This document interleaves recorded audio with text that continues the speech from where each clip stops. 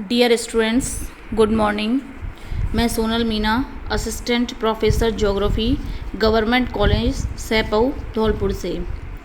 BA तृतीय वर्ष में द्वितीय पेपर भारत भूगोल के अंतर्गत हम भारत की मिट्टियों के बारे में पढ़ रहे थे। इससे पहले के लेक्चर में मैंने आपको बताया कि मिट्टी क्या होती है, इसकी संरचना और संगठन कैसा होता है तथा ऐसे कौन कौन से कारक हैं जो इसके निर्माण को प्रभावित करते हैं। अब इस लेक्चर में हम बात करेंगे भारत में कौन कौन से प्रकार की मिट्टियाँ पाई जाती हैं। भारत में समय समय पर विभिन्न सर्वेक्षण किए गए हैं और उन सर्वेक्षणों के आधार पर कई सरकारी गैर सरकारी संगठनों ने अलग अलग प्रकार से मिट्टियों का वर्गीकरण प्रस्तुत किया है। भारतीय कृषि विभाग के द्वारा जो वर्गीकरण प्रस्तुत किया गया है वो काफ़ी विश्वसनीय वर्गीकरण है और मेनली अगर हम बात करें तो भारत में मुख्य रूप से 5 प्रकार की मिट्टी मिलती है: जलोढ़ मिट्टी, काली मिट्टी, लाल मिट्टी, लैटेराइट मिट्टी और रेतीली मिट्टी। इसके अलावा पर्वतीय और अम्लीय, क्षारीय या पीठ दलदली अन्य कई प्रकार की मिट्टियों के बारे में भी वर्णन किया गया है। लेकिन मेनली कितनी मिट्टी मिलती हैं? 5 मिट्टियाँ। सबसे पहले आती है जलोढ़ मिट्टी। जलोढ़ मिट्टी की बात करें तो इसको हम दोमट और कछारी मिट्टी कहते हैं। इस मिट्टी का जो निर्माण होता है वो नदियों के द्वारा जो मिट्टी लाई जाती है उससे होता है। तो जितना भी हमारा उत्तर भारत का विशाल मैदान है वो जलोढ़ मिट्टी की श्रेणी में आता है।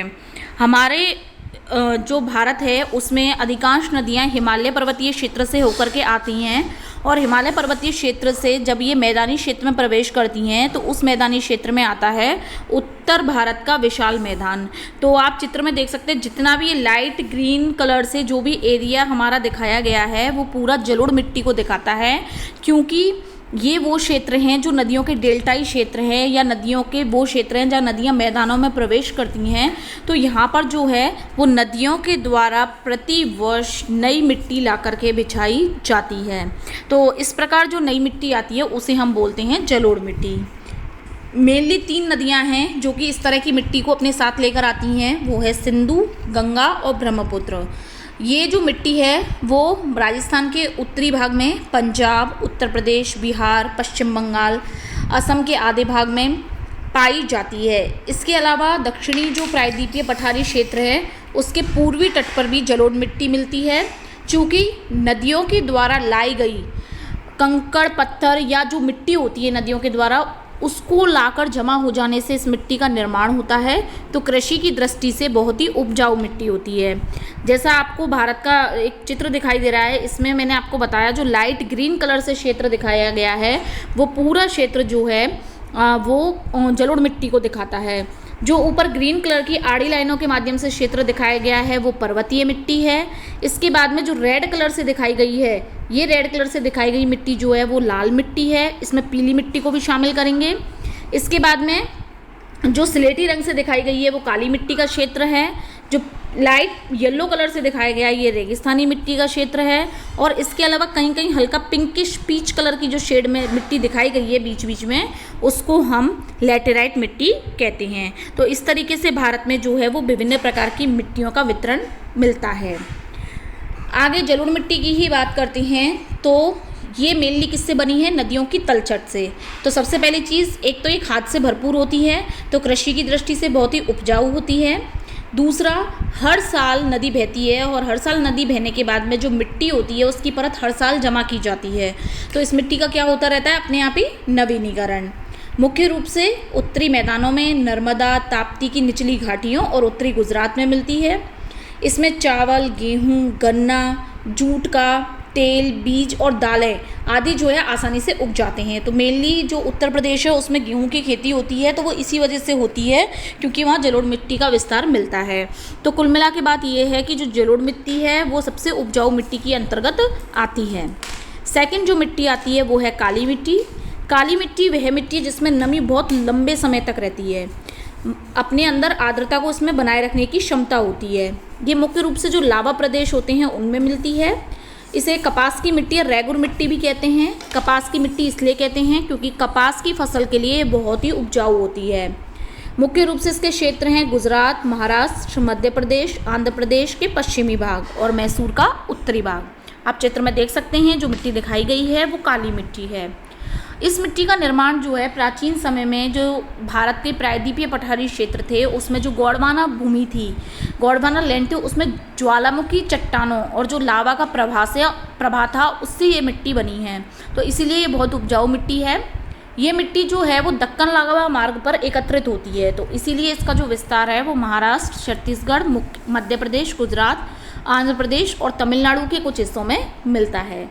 इस मिट्टी में चूना, मैग्नीशियम, लोहे जैसे खनिज के तत्व पाए जाते हैं। इसमें पोटाश, नाइट्रोजन और जैविक पदार्थों की कमी देखने को मिलती है। कपास की खेती के लिए उपयुक्त है, इसलिए इसे काले कपास की मिट्टी भी कहते हैं। कपास के अलावा इसमें गेहूं, गन्ना और मूंगफली की भी पैदावार की जाती है। नेक्स्ट मिट्टी है लाल मिट्टी। जो चट्टानें होती हैं उन चट्टानों से इस मिट्टी का निर्माण होता है। जो चट्टानों के कटे हुए अंश होते हैं वो धीरे धीरे मिट्टी में तब्दील होते हैं, तब यह मिट्टी बनती है। ये मिलती है दक्षिण भारत में मुख्य रूप से। लाल मिट्टी के जो क्षेत्र हैं वो महाराष्ट्र के दक्षिणी पूर्वी भाग में, मद्रास में, आंध्र में, मैसूर में और मध्य प्रदेश के जो पूर्वी भाग हैं उनमें मिलती है।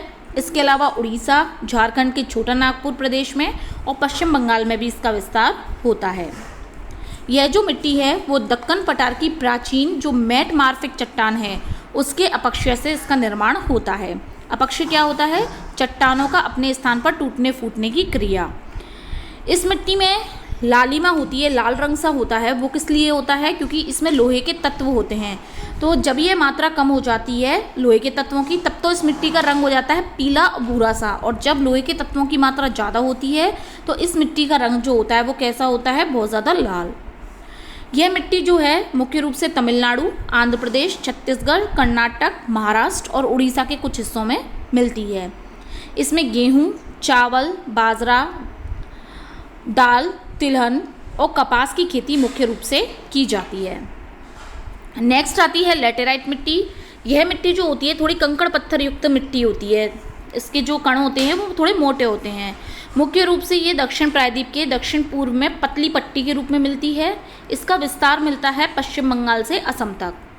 इसका निर्माण जो होता है वो लीचिंग, गहन निक्षालन की जो क्रिया होती है उसके द्वारा होता है।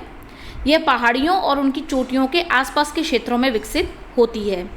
इसका विस्तार है केरल, तमिलनाडु, महाराष्ट्र, छत्तीसगढ़, उड़ीसा और असम के पहाड़ी इलाकों में। चूँकि ये मिट्टी थोड़ी कंकड़ पथरीली होती है तो इस मिट्टी के अंतर्गत चाय, कॉफ़ी, नारियल और अखरोटों का उत्पादन किया जाता है। नेक्स्ट आती है मरुस्थलीय मिट्टी, जिसका विस्तार मुख्य रूप से मरुस्थलीय क्षेत्रों में मिलता है। ये राजस्थान के थार प्रदेश में, पंजाब के दक्षिणी भाग में और राजस्थान के कुछ अन्य भागों में मिलती है। अगर थार मरुस्थल की हम बात करें तो इसका क्षेत्रफल है 1,03,600 वर्ग किलोमीटर।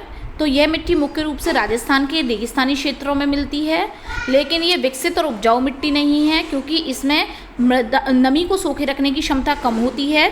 इसके अपेक्षा जो वाष्पीकरण होता है वो इस मिट्टी में बहुत ज़्यादा होता है, इसीलिए कृषि की दृष्टि से यह मिट्टी जो होती है वो उपयोगी नहीं है। इसके अलावा वाष्पीकरण अधिक होने से इस मिट्टी में नमक की मात्रा भी बहुत ज़्यादा होती है, तो खारी मिट्टी के रूप में ये होती है। रेतीली होती है और इसमें जैविक पदार्थों की भी कमी होती है, इसलिए अगर पानी उपलब्ध हो जाए तो इसमें गेहूं, बाजरा, मूंगफली और मोटे अनाजों का उत्पादन मुख्य रूप से किया जाता है। तो ये तो हैं हमारे भारत की 5 प्रमुख मिट्टियाँ। इसके अलावा अगर हम बात करें तो एक पर्वतीय मिट्टी में भी जो है उसका वर्गीकरण किया गया है। पर्वतीय मिट्टी जो है वो भारत के पर्वतीय क्षेत्रों में मिलती है, जिसे हम हिल सॉइल कहते हैं। इसका विस्तार भारत में लगभग 3 लाख वर्ग किलोमीटर क्षेत्र में पाया जाता है। इसका विस्तार है कश्मीर से लेकर अरुणाचल प्रदेश में, जो हिमालय के पर्वतीय क्षेत्र हैं उनमें। इसमें जीवांश की मात्रा बहुत अधिक पाई जाती है, लेकिन फास्फोरस, पोटाश और चूने की कमी मिलती है। पर्वतीय मिट्टी जो है वो भारत में हिमालय वाले क्षेत्रों में मिलती है। जम्मू कश्मीर है, हिमाचल प्रदेश, उत्तराखंड, सिक्किम, अरुणाचल प्रदेश में मुख्य रूप से पाई जाती है।